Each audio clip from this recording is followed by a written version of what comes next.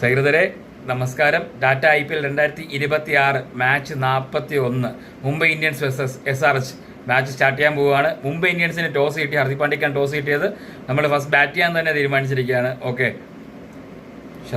രോഹിത് ശർമ്മ ഇന്നും ഇല്ല, എന്താ ചെയ്യുക, 2 കളിയോട് എടുക്കത്ത. ഓക്കെ, നമ്മുടെ ഓസീസ് പ്ലേയേഴ്സ് എന്ന് പറഞ്ഞാൽ റിക്കിൾട്ടൺ, വിൽ ജാക്സ് തിരിച്ചു വന്നിട്ടുണ്ട്, ബോൾട്ട്, ഗസൻഫർ എന്നിവരാണ്. അതുപോലെ റോബിൻ മിൻസ് എന്ന് കളിക്കുന്നുണ്ട്. ഓക്കെ, എന്തൊക്കെ പറഞ്ഞാലും ഹർദിക് പാണ്ഡ്യ നമ്മൾ ഇവിടെ ജയിച്ചിട്ടുള്ള ടീം വാങ്കഡയിൽ 224 റൺസ് ആണ് ആവറേജ് സ്കോർ. അതിന് മേളിൽ അടിച്ചിട്ടുണ്ടെങ്കിൽ മാത്രമേ ജയിക്കത്തുള്ളൂ. എല്ലാവരും കൂടെ ചേർന്ന് നമ്മുടെ നമൻദീറും സൂര്യയും തിലകനും ഹർദിക് പാണ്ഡ്യയും വിൽ ജാക്സും എല്ലാവരും കൂടെ ചേർന്ന് 230 റൺസിന് മുകളിൽ അടിച്ചു വെക്കുമായിരിക്കും. അല്ലല്ലോ, അല്ലേ അടിച്ചേ പറ്റൂ. ഇല്ലെങ്കിൽ SRHന്റെ ലൈനപ്പ് അറിയാമല്ലോ, എൻ്റെ പൊന്നോ, മറ്റേ ഗോഡ് ഫാദറിലെ സീനാണ്.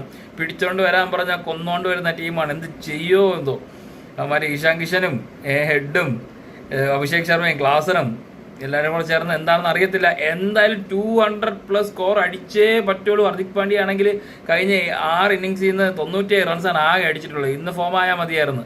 അതുപോലെ സൂര്യ ആകെ ഒരു 50 അടിച്ചിട്ടുള്ളൂ. കഴിഞ്ഞ 6 എന്താ പറയുക, 5 4 കളി നമ്മൾ തോറ്റു, ഒരു കളിയെ ജയിച്ചിട്ടുള്ളൂ. ഇത് മുംബൈ 2.0 ആണ്. ഫുൾ ചേഞ്ചസുമായിട്ട് നമ്മൾ ടോസ് കിട്ടി ബാറ്റിംഗ് എടുത്ത് തുടങ്ങാനുള്ള ഒരു ശൈലി കാണിക്കണം. ഇന്ന് ജയിച്ചു കഴിഞ്ഞാൽ പിന്നെ തിരിഞ്ഞു നോക്കാനില്ല. പക്ഷെ എന്താവുമെന്നറിയില്ല.